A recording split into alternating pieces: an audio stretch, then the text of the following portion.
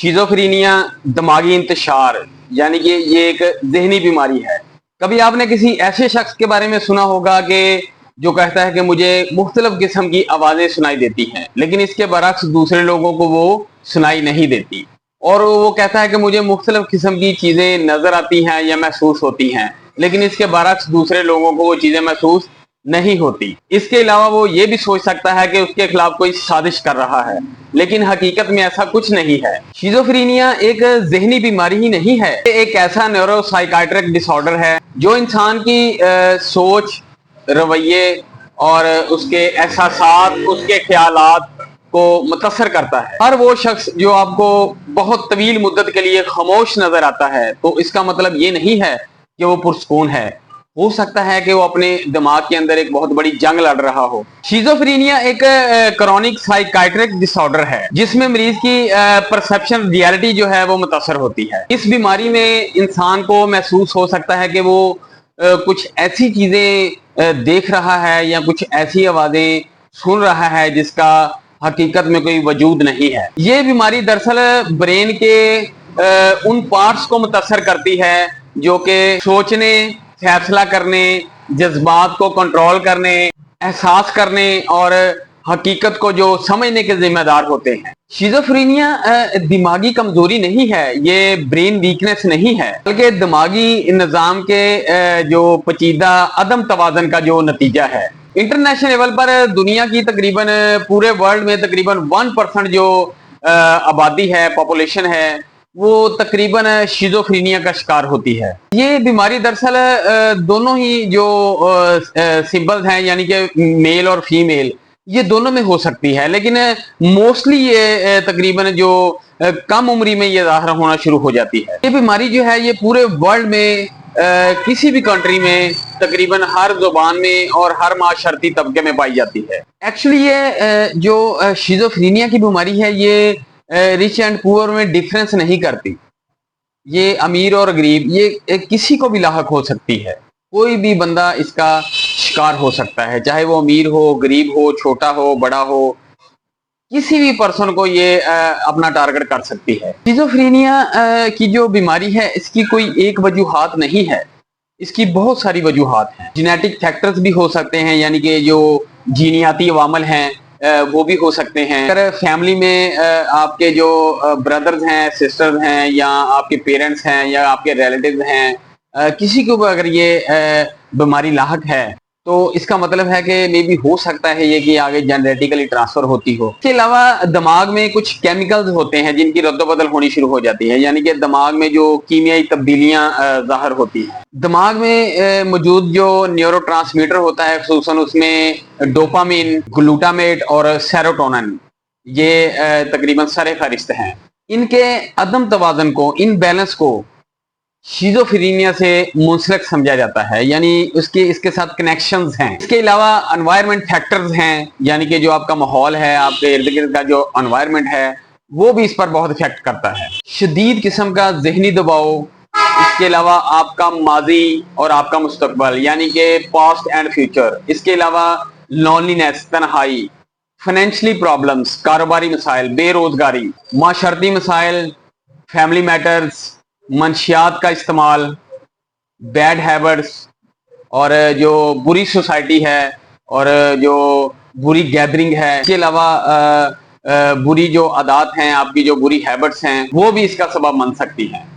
ये बीमारी फिजिकली तौर पर पैदा नहीं होती, बल्कि ब्रेन के एक ऐसे पार्ट्स में पैदा होती है जिन्हें हम इंसानी आंख से नहीं देख सकते।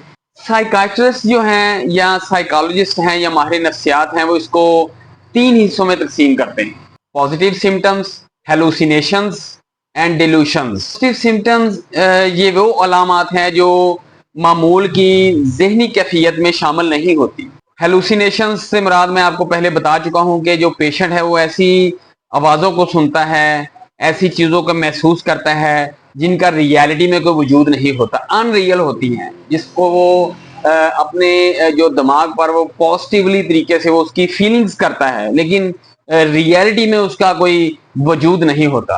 डेल्यूशन यानी कि उसको यूं समझ लें कि एक मजबूत उसका अकीदा होता है, चाहे वो गलत हो चाहे वो सही हो, लेकिन वो उस पर कायम होता है कि ये آیا اس کا وجود ہے یا اس کا وجود نہیں ہے, یا یہ چیز اویلیبل ہے یا نہیں ہے, تو اس کے جو عقائد ہیں وہ اس پر بہت زیادہ مضبوط ہوتے ہیں, چاہے وہ صحیح ہو یا غلط ہو. فار ایگزامپل کے طور پر کہ وہ یہ بھی سوچتا ہے کہ لوگ میرا پیچھا کر رہے ہیں, لوگ میرے بارے میں غلط بیانی کر رہے ہیں, لوگ میرے بارے میں سازش کر رہے ہیں, لوگ مجھے پاگل سمجھ رہے ہیں, لوگ مجھے بیوقوف سمجھ رہے ہیں, لوگ مجھے ذہنی طور پر ناکارہ شخص سمجھ رہے ہیں. اس قسم کے خیالات اس کے ذہن میں نمودار ہوتے ہیں. وہ تقریباً موسٹلی جو آرز ہیں دن میں, وہ تقریباً اس کا جو زیادہ تر حصہ وہ ڈس اپوائنٹمنٹ میں گزرتا ہے. جو ڈس اپوائنٹنس اس کے دماغ میں, وہ اس کو ایک جسے کہتے ہیں اس کو پلج کر لیتی ہیں, وہ دماغ کے اس میں منفی خیالات جو اس کے میسج ہیں دماغ میں وہ ڈلیور ہونا شروع ہو جاتے ہیں. اس کی ججمنٹ ایسی ہوتی ہے کہ جو اس کی گفتگو ہوتی ہے اس میں بے ربطگی ہوتی ہے, یعنی وہ اس میں بیلنس نہیں ہوتا, وہ عجیب قسم کی رف سی گفتگو کرنا شروع کر دیتا ہے. یعنی کہ اس کا دماغ ایک جگہ پر سٹل قائم رہتا ہے کہ میں نے اگزامپل جیسے آپ کو بتایا ہے کہ وہ اس چیز پر بضد ہے کہ مجھے وہ آوازیں آ رہی ہیں, میں دیکھ رہا ہوں, میں محسوس کر رہا ہوں, وہ میرا دشمن ہے, وہ میرا دوست ہے, یا لوگ میرے بارے غلط جو خیالات رکھتے ہیں, یا لوگ مجھے برا بھلا کہتے ہیں, لوگ میرے دشمن ہیں. وہ ان چیزوں پر جسے کہتے ہیں بضد ہو جاتا ہے. اس میں جو نیگیٹو سمٹمز ہیں اس میں انسان اپنی صلاحیتوں میں کمی کر دیتا ہے, یعنی اس کی جو صلاحیتیں ہیں وہ کم ہونا شروع ہو جاتی ہیں, اس کی جو ابیلٹی ہے, اس کی جو کیپیبلٹی ہے وہ کم ہونا شروع ہو جاتی ہے. یعنی کہ اگزامپل کے طور پر جیسے میں مثال دیتا ہوں کہ جذبات میں کمی آنی شروع ہو جاتی ہے, جیسے وہ خوشی اور غمی کو ایک بہت ہی جو روٹین میں لوگ اس کو فیل کرتے ہیں وہ اس طریقے سے محسوس نہیں کرتا. خوشی ہو یا غم ہو وہ اس طریقے سے اٹریکٹیو نہیں ہوتا, اس کو فیل نہیں کرتا, لوگوں سے دوری اختیار کر لیتا ہے, لونلینس تنہائی کو پسند کرتا ہے. اس کے علاوہ وہ لوگوں کے ساتھ گفتگو کو بھی کم کر دیتا ہے, ان کی جو کنورسیشن ہے اس میں ڈسٹنس آ جاتا ہے, یعنی کہ وہ بہت کم گفتگو کرتا ہے اور خاموشی اختیار کرتا ہے. یوں کہہ لیں کہ اس کا انٹرسٹ ختم ہو جاتا ہے, اس کی جو دلچسپی ہوتی ہے وہ ختم ہونا شروع ہو جاتی ہے. یعنی کہ بات کرنے میں, ایکٹیویٹیز میں, روزمرہ کے معاملات میں اس کا تقریباً جو موسٹلی انٹرفیئر ہوتا ہے وہ بہت ہی, اس کا جو لیول ہے, اس کا جو گراف ہے بہت نیچے آ جاتا ہے. لیکن بظاہری طور پر تو وہ سست نظر آتا ہے, وہ بہت کمزور نظر آتا ہے, بہت خاموش نظر آتا ہے, لیکن اپنے اندر وہ ایک جنگ لڑ رہا ہوتا ہے. وہ یہ بھی فیل کر رہا ہوتا ہے کہ میں بھی ہو سکتا ہے کہ میرے اندر کوئی مسئلہ ہے, یا میرے اندر کوئی پرابلم ہے, یا مجھے کوئی بیماری لاحق ہے, یا میں واقعی ذہنی طور پر تھوڑا سا اپسیٹ ہوں. ایسے خیالات بھی اس کے دماغ میں جنم لیتے ہیں. اس کے علاوہ کوگنیٹو سمٹمز جو ہیں وہ دماغ کی جو کارکردگی ہوتی ہے اس کو متاثر کرتے ہیں, جو آپ کے برین کی جو ابیلٹی ہوتی ہے, اس کی جو پاور ہوتی ہے اس کو متاثر کرتے ہیں. اس کا نتیجہ یہ ہوتا ہے کہ اس کی یادداشت بہت کمزور ہونا شروع ہو جاتی ہے, یعنی کہ شارٹ ٹرم میموری رہ جاتی ہے, بہت اس کی مناسب سی یادداشت ہو جاتی ہے, وہ بہت جلد چیزوں کو بھولنا شروع کر دیتا ہے.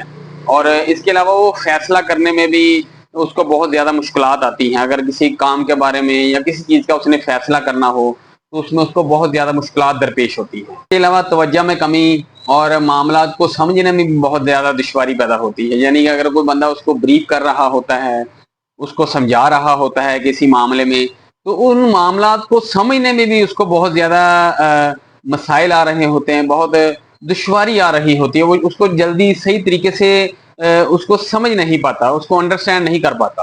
اس کا نقصان یہ ہوتا ہے کہ اس کے جو روزمرہ کے جو معاملات ہیں اس میں بہت زیادہ مسائل آتے ہیں, چاہے وہ ملازمت کر رہا ہو, یا کوئی جاب کر رہا ہو, یا بزنس کر رہا ہو, یا وہ اسٹوڈنٹ ہو, تعلیم حاصل کر رہا ہو.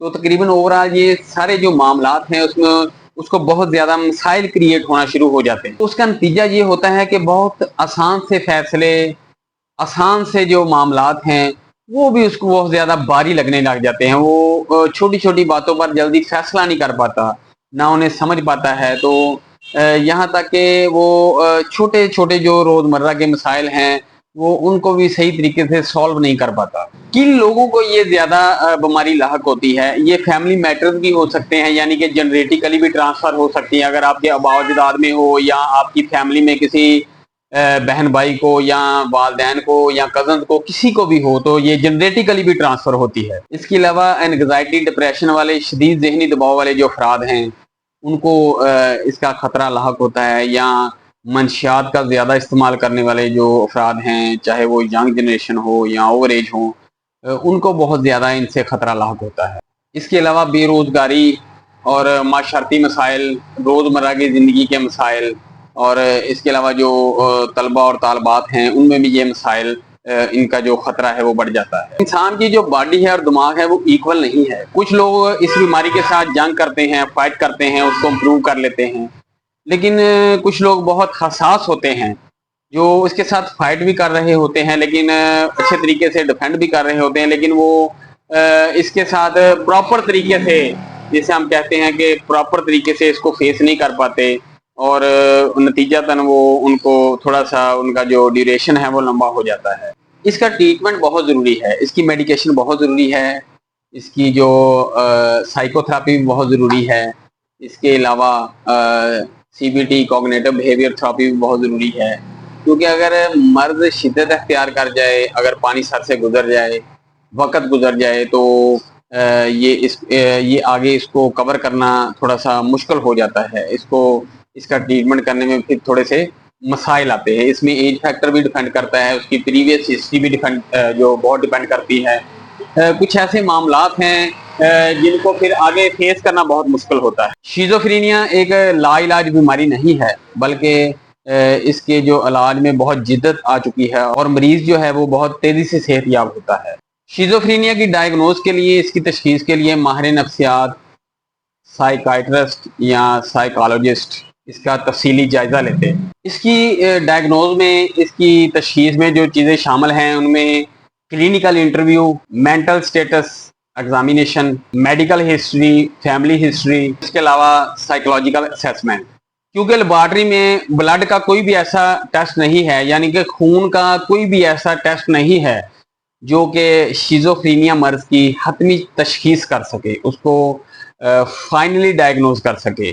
ब्लड का कोई ऐसा टेस्ट ही नहीं है। इसकी जो दुरुस्त तशखीस है वही तकरीबन इसके इलाज का जो सफ़र है वो अच्छे तरीके से शुरू कर सकती है। कि जो ट्रीटमेंट में मोस्टली डॉक्टर जो हैं वो एंटी साइकोटिक जो मेडिकेशंस वो करते हैं, जो कि डोपामिन जो पाथवे है उसको मतवाजन करने में मदद देता है। इसके अलावा साइकोथेरापी में आपको पहले बता चुका हूँ, जिसे CBT यानी कॉग्निटिव बिहेवियर थेरेपी भी कहते हैं। इसके अलावा फैमिली सपोर्ट भी शामिल है, और रिहेबिलिटेशन प्रोग्राम भी हैं जो हुकूमती सतह पर जिसके बहुत अच्छे इकदाम किए गए हैं। रिहेबिलिटेशन प्रोग्राम में social skills training, vocational rehabilitation, community support services, ये भी इसमें शामिल हैं। मेडिकेशन जो है वो तकरीबन मोस्टली इसको, इस मर्ज के लिए तकरीबन उसको सपोर्ट करती है, लेकिन जो इसका जो फॉरवर्ड ट्रीटमेंट है वो ज़्यादा साइकोथेरापी और CBT के ज़रिए मुमकिन है, यानी कॉग्निटिव बिहेवियर थेरेपी, यानी कि जो नेगेटिव जो थॉट्स हैं उसको पॉजिटिव में कन्वर्ट। मोस्टली जो पेशेंट्स हैं वो ट्रीटमेंट के बाद रूटीन वर्क में आ जाते हैं, इसका बैकअप हो जाता है। मैंने आपको जैसे पहले कहा है कि टेक्नोलॉजी में बहुत जिद्दत आ गई है, तकरीबन मोस्टली पेशेंट बहुत जल्द इसमें बैकअप हो जाते हैं और तेज़ी से सेहतयाब होते हैं। इसके अलावा जो बीमारी है उसकी जल्द अज जल्द तशखीस, यानी उसकी डायग्नोज, और वालदैन की जो सपोर्ट है, फैमिली सपोर्ट जो है, और इसके अलावा फॉलो अप और बर वक्त जो इलाज है और पाबंदी के साथ उसका इलाज कराना, ये चीज़ें तकरीबन उसकी जो ट्रीटमेंट है उसमें मुस्बत किरदार अदा कर सकती हैं।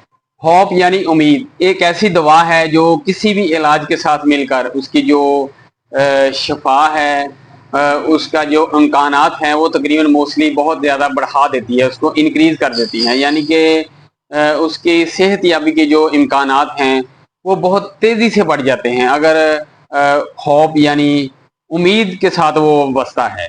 अक्सर आपने देखा होगा कि सड़क के किनारे कुछ लोग ऐसे होते हैं जिन्होंने पुराने कपड़े पहने होते हैं, उनके बाल बहुत लंबे होते हैं, यानी कि गर्मियों में भी वो सर्दी वाले कपड़े पहने होते हैं, या बदबू उनमें बहुत आ रही होती है, तो वो उनमें मोस्टली जो लोग हैं वो शिज़ोफ्रेनिया के पेशेंट होते हैं। कुछ लोग उन्हें बाबे तस्वर कर लेते हैं, जी बहुत पहुंची हुई चीज़ है, बहुत बड़ा बाबा है। तो कुछ लोग उनके बारे में वो अजीब से कमेंट्स कायम कर लेते हैं, लेकिन बेसिकली वो मोस्टली जो लोग होते हैं वो शिज़ोफ्रेनिया का शिकार होते हैं। मोस्टली लोगों को जो मुआशरा है वो डिसअपॉइंटेड करता है, यानी कि उनके जो करैक्टर्स होते हैं उन पर वो अजीब सी बातें करता है। कुछ लोग कहते हैं इसको साया है, कुछ कहते हैं इसको जिन्नात का मसला है, लेकिन बेसिकली वो मोस्टली जो लोग हैं वो शिज़ोफ्रेनिया के शिकार होते हैं। ये हकीकी तौर पर एक ब्रेन बेस्ड साइकोट्रिक डिसऑर्डर है। अगर आपके इर्द गिर्द कोई ऐसा शख्स है जिसमें ये अलामातें पाई जाती हैं तो उसका मजाक ना उड़ाएं, बल्कि प्रोफेशनली तौर पर आप उसकी मदद करें, उसकी हेल्प करें। As a welfare humanity, as a social work आप कोशिश करें, आप उसको आगाही फराहम करें, आप उसमें हिस्सा डालें।